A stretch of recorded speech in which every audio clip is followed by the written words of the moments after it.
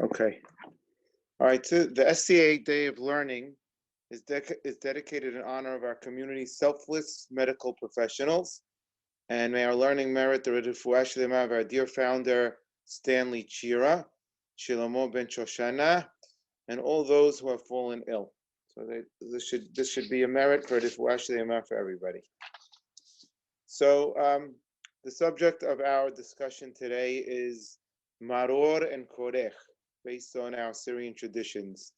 And in order to get a full understanding of our traditions and how they developed, we're going to go back to the Mishnah and the Gemara that talk about the different options that you have to which lettuces you can use for Maror and Korekh. So there's a Mishnah in Masechet Pesachim. It's the in the second chapter, and it gives 5 options that you can use that are considered maror, and they're valid to make alachilat maror. They're valid for korekh. So it gives 5 names. It gives hazeret, it gives olshin, it gives tamcha, it gives harhabina, and then it gives a 5th name, maror, which sounds like a general name, but that's something that we're going to discuss. And interestingly, the Gemara, right on this Mishnah, translates each one of these 5 items. So it says that hazeret is hasa. Hasa is lettuce. Rambam and Pirusha Mishayot says chas in Arabic, it's lettuce, right? There's some that say any lettuce is valid because it says lettuce, but our tradition is to use romaine lettuce. I have a sample of romaine lettuce. It's these long leaves. That's what when Sefaradim or Ashkenazim use hazeret, the tradition is to use romaine lettuce. Interestingly, romaine lettuce was originally cultivated by the ancient Egyptians, and later was passed down to the Greeks and then to the Romans. So it's an ancient lettuce. Probably that's why our tradition is to use that. The second option in the Mishnah was olshin, and the Gemara translates that as hindebi. Harambam says in Arabic that's hindeba. And our tradition is that it's either escarole, which I brought here. These are escarole leaves.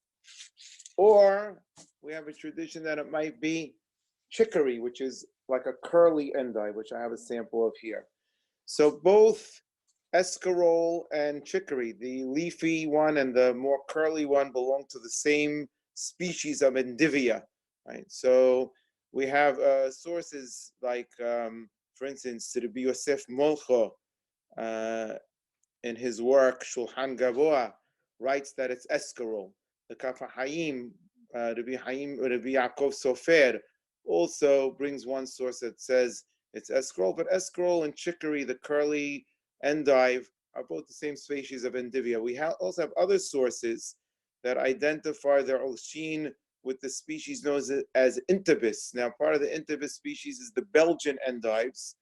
I have a sample of them as well. Here's the Belgian endives, and that became more popular recently, but our original tradition was either chicory or escarole, so that's preferable. That's our preferable choice for olshin. So the third choice in the Mishnah is tamcha. So tamcha is the subject of many different opinions. What is tamcha? Harambam gives us an Arabic name, saris. The Rif gives us another Arabic name, ilshilim. The Maran and Shulchan Aruch, and actually Maran and the Beit Yosef, quoted different authorities. So he quoted the Aguda, who was a 14th century authority in Germany, and he translated it as Rafano. Rafano is a radish, but he also quotes the Aruch. The Aruch lived in Italy in the 11th century, so he describes it as a bitter grass, and he gives us 2 options, either cardo in Italian, which is a thistle in English, or marobio in Italian, which is a plant known as horehound in English. Interestingly, Rashi on the Gemara that we're discussing also translates tamcha as marobio. Now, the Ashkenazic tradition for tamcha is actually horseradish, and we see this documented by the Pirisha in the 16th century in Poland, by the Hatam Sofer in the 18th century in Germany and Hungary. The Mishnah Berurah also quotes other Ashkenazic authorities such as the Haye Adam and the Nodab Yehuda. They lived in the 18th and 19th centuries. in Poland. So they had this tradition that it was horseradish. However, the Hacham Sevi, he lived in the 17th century in Poland, and he objected to using horseradish for maror. He said, first of all, it's too sharp. So most people in those lands that were eating horseradish were not eating a kazait, an ounce, and therefore they wouldn't fulfill their obligation. And those that pushed themselves and wanted to be more careful with mitzvah and eat an ounce, oftentimes endangered themselves. And we have others that question the authenticity of horseradish for tamcha because it's sharp, it's not bitter, right? And the leaves that we use are supposed to be bitter leaves. And in addition, it's a root.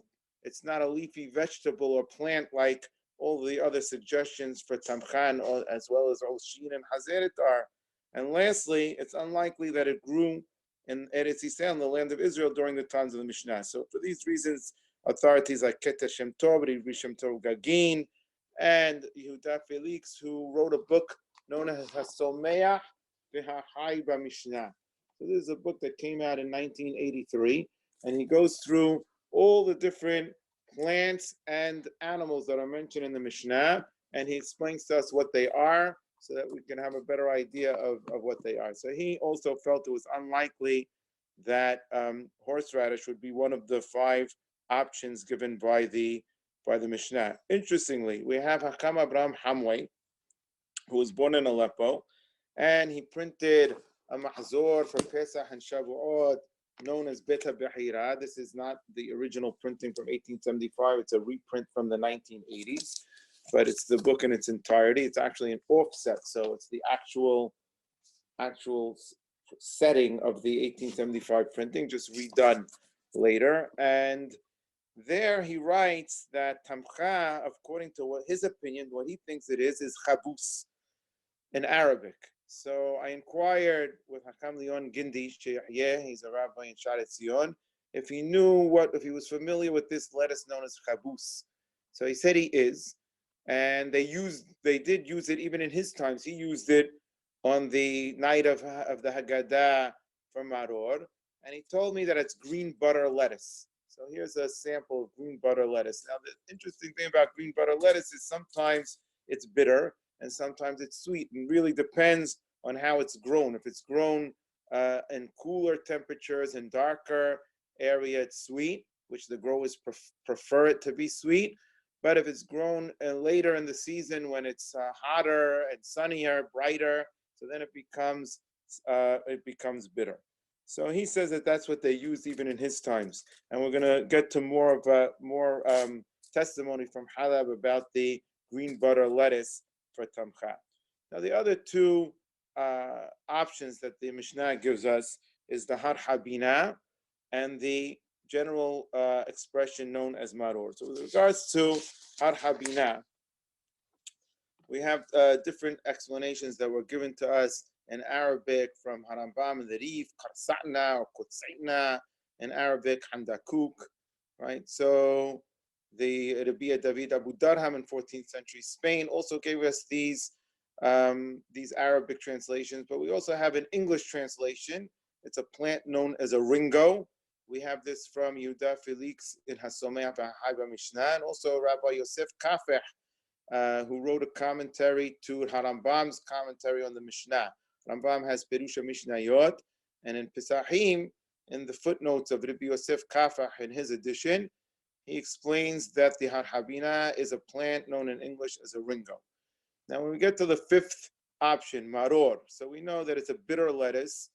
Some say, according to Rambam, it grows in the desert. According to the Bet Yosef, Maran and the Bet Yosef, it grows in the forest.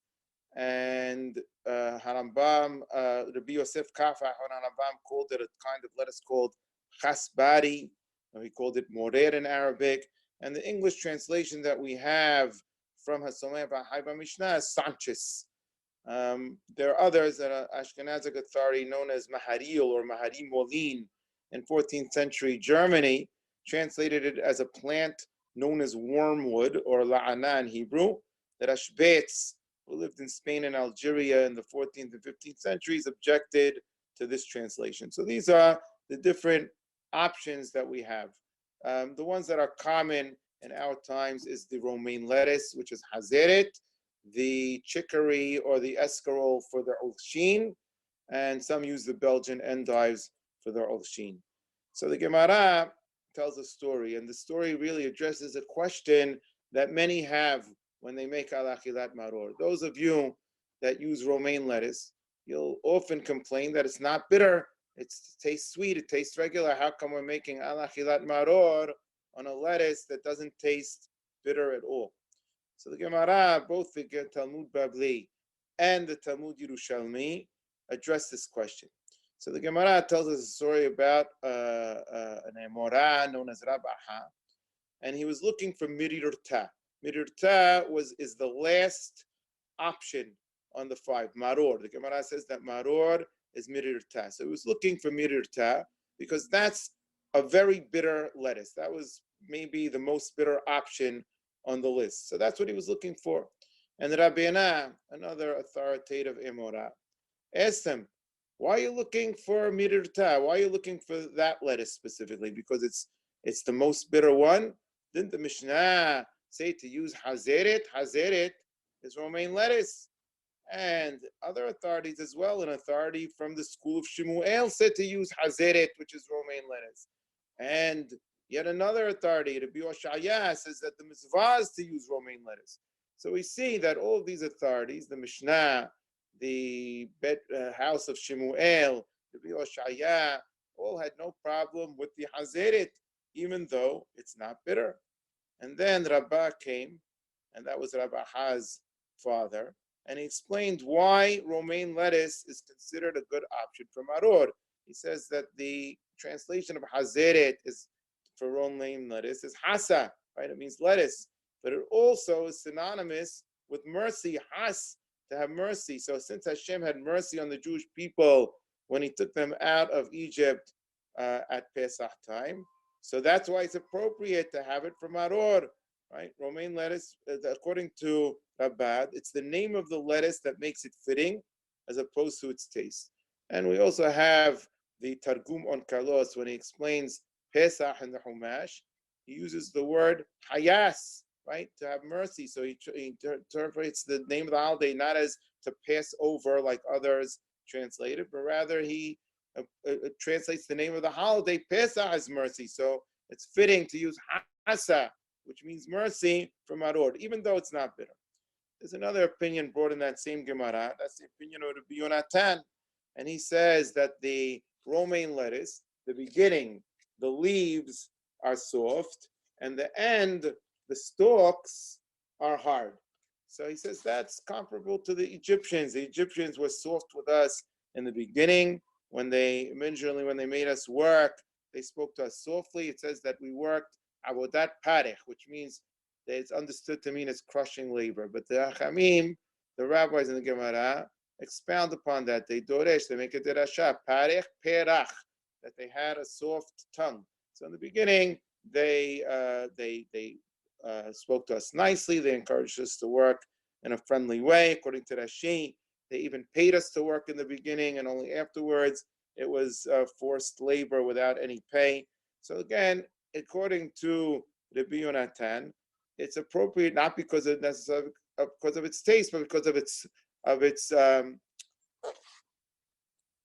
its texture, right? It's soft with the leaves and it's hard with the stalk. So it represents what the slavery was like. So now we have another Gemara. This is in the Yerushalmi. And there the Yerushalmi says, how could we use romaine lettuce? It's not bitter, it's actually sweet. And again, the Yerushalmi gives a similar answer, but slightly different. It says that at the beginning, it tastes sweet, and in the end, it tastes bitter, which is again, similar to the enslavement. In the beginning, when we first got to Egypt, they were very hospitable to us, stay in the finest place in Egypt, and in the end, they gave us forced crushing labor. So according to this opinion, it's actually the taste, that it tastes sweet when you first taste it, but when you continue chewing, it tastes bitter. There are some that even explain this reason as not that the the romaine lettuce has a bitter aftertaste, but rather in the beginning of the season when it grows, when it's still young, it tastes sweet. But later in the season, if you let it grow longer, it develops a bitter taste. And this is something that we discussed also with the green butter lettuce, that it's common when lettuce is grown that later in the season it becomes bitter. In fact, the growers call this process bolting. It's when a flower starts to grow later in the season. It's a sign that the leaves are going to taste bitter. So either it means that the stalks actually have an after bitter taste, or it could mean that the ones that we use are not sweet. The ones that we use are not bitter. It's still sweet because we pick it early in the season, at the beginning of the spring. But it does have the potential to become bitter, and that's enough for it to represent what the slavery was like. Now, when we look in Harambam, in Mishneh Torah, he tells us that these are the five options, the ones that we mentioned. And each one of these five, they're all called maror. And if one ate a kazait, an ounce of any one of them, or he combined a little bit from each one of the five for to have a kazait, he fulfills his obligation. So according to Rambam, we don't give preference to one over the other. You could choose any one of the five, any one that you can get. It's considered a good option. However, according to Maran and Shulchan Aruch, Rabbi Yosef Karo, he says the main way to fulfill the mitzvah is with hazeret, with the romaine lettuce. And if one doesn't have hazeret, he should take the next one on the list, which is olshin. And if he can't get hazeret or olshin, he should take the next one on the list. Meaning, according to Maran, the way that they're ordered in the Mishnah is their order of precedence. So you prefer the hazeret as the best one. Second choice is olshin. If you couldn't get hazeret or olshin, tamka, and so on and so forth. So there's clearly a difference in ruling between Maran and Harambam. And Maran himself addressed this in his Beit Yosef. And he says, how come Harambam didn't say that the mitzvah is with hazeret? The main mitzvah is with hazeret. So it depends on how you understand the story that we told about Rabaha when he went to look for the mirta, and the Rabbana told him, you don't have to look for the bitter one. Hazeret's in the Mishnah. Hazeret's fine. And he gave him the various reasons that you could use hazeret. So does that mean when Rabbi Oshaya finally said mitzvah b'hazeret, according to Maran, this means ikara mitzvah b'hazeret. The main way to fulfill the mitzvah is with hazeret. But Maran is saying, Harambam would say, no, he's not telling him that that's the main way. Hazeret is saying that you could also fulfill it with hazeret, meaning that you don't have to give preference to the more bitter options. The hazeret has reasons to make it valid as well, and they're all considered equivalent. So according to Rambam, they're all equivalent. According to Maran, the hazeret, the romaine lettuce, is preferred. Now, if you look in the writings of the Arizal, Rabbi Yitzhak Luria, who was an authority on Kabbalah, so Kaf HaHaim quotes him, and it seems like he made ala chilat maror not on the hazeret, not on the romaine lettuce like Maran, but rather on the olshin. The olshin, we said, is either chicory or escarole. And then he would use the romaine lettuce for the sandwich. That was the custom in Egypt. But when we look at the customs of Halab, we find different customs. So we have a book known as Shulchan HaMelech. This is the actual printing from Halab of Shulchan HaMelech. The book was originally composed in 1804 by Rabbi Shemuel Lanyado, but it was not printed at the time that it was composed. It was not printed actually until 1923. So in the book, he talks about his father-in-law. His father-in-law was Rabbi Refuah Shelemah Lanyado. So Rabbi Refuah Shelemah Lanyado was the author of Bet Dino Shel Shelemah. He was the chief rabbi of Halab at the end of the 18th century, and he was the descendant of a long line, a direct Lanyado dynasty of chief rabbis in Halab, which began in the 16th century with Rabbi Shemuel Lanyado, not the one that wrote this book, but an older Rabbi Shemuel Lanyado that was a student of Maran, the author of Shulchan Aruch. So in the 16th century, he became the chief rabbi of Halab, and his descendants, one after another, continued to be chief rabbis of Halab until Rabbi Refuah Shelemah Lanyado, and subsequently his son Rabbi Ephraim Lanyado.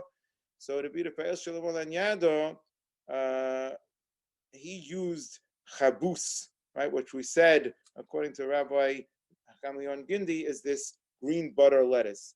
So we know this from Shulchan HaMelech, and Shulchan HaMelech, Rabbi Shmuel ben Yado says that his father-in-law used chabus for al achilat maror, and then he would mix this green butter lettuce with the romaine lettuce for korekh, right? However, we have other testimonies from Halab where that they used two together, right? They would take the romaine lettuce together with the chicory or the escarole or the green butter lettuce, depending on what they used as a second lettuce. They would take the two together for al achilat maror. We know this from Hakam Leon Gindi. He said he used the kabus, but together with the romaine lettuce, he used it together for al achilat maror, and again together when he made the korekh sandwich. Hakam Yitzhak Tawil also says that they use both together. He had the escarole together with the romaine lettuce, and they use both for al achilat maror and both for the korekh. Now, as we mentioned earlier, Rabbi Abraham Hamway, the author of Beta Bechira, I equated the chabus with tamcha, the third option, but he himself, like Maran, gave preference to hazeret, to romaine lettuce. So he said you should use romaine lettuce if you could get it. So we see that some used romaine lettuce for al achilat maror. Some, like Refuah Shelemah, used the other lettuce, whatever the other lettuce was, for al achilat maror, and some use both together. For korekh, the majority would mix them together, meaning in the sandwich they would take romaine lettuce together with another lettuce, be it chicory, escarole, green butter lettuce, whatever it was. We know this not only from Shulchan HaMelech, but Hakam Yitzhak Tawil, Hakam Leon Gindi as well. Also another source, not necessarily a Halabi source, Shulchan Gabua, Rabbi Yosef Molcho, from the early 18th century, also documents this as a custom. However, we know that not everyone followed that custom to mix in the sandwich. Hakam Yitzhak Shehebar, who was the chief rabbi of Argentina, used only escarole for korekh. And we got another testimony from Mr. Leon Sutton Chiahyeh. He spoke about his father, Sam Sutton Alav Shalom. So he said that he used romaine lettuce for everything. Al achilat maror was only romaine lettuce. Korekh was only romaine lettuce. The other lettuce, whether it was chicory or escarole, was on the plate itself, but not used. This we also know is the custom in Baghdad, according to Hakamadiyah Yosef. He writes that in his book that was the custom in Baghdad. So now this brings us to another question, and that's how the lettuce should be arranged on the plate. So first of all, why do we have two types of lettuce? Why don't we just have one? Take romaine lettuce or take chicory or take escarole. According to Rambam, you use any one. Why do we have two? So the Arizal, the way he arranged the plate, he had two kinds of lettuce. In the middle it says maror, and in the bottom it says hazeret. Our custom is based to arrange the plate based on the teaching of the Arizal. And the reason why he had two kinds of lettuce is because everything on the plate alluded to one of the Sefirot, the 10 Sefirot, the emanations of Hashem. These are mystical concepts. We're not going to go into them in detail, but he needed to have 10 altogether. In order to get to 10 altogether, he had two types of lettuce. So Hazeret is on the bottom and Maror is in the middle. We have some authorities that say to put the romaine lettuce in the middle where it says Maror, and the other lettuce, whether it's the escarole or the chicory or the green butter lettuce, on the bottom. However, the others say the opposite, that the hazeret goes on the bottom, the romaine lettuce goes on the bottom, and the other lettuce goes in the middle, based on the definitions that we gave in the Gemara, that hazeret is romaine lettuce. So where it says hazeret, we should put the romaine lettuce, and the maror is a general name for all the bitter herbs. So whatever you're using as your secondary lettuce should go in the middle. Hakam Yitzhak Tawil said it doesn't matter. Either or is a good option. So at this point, we have a few minutes left. I'd like to see if there's any questions.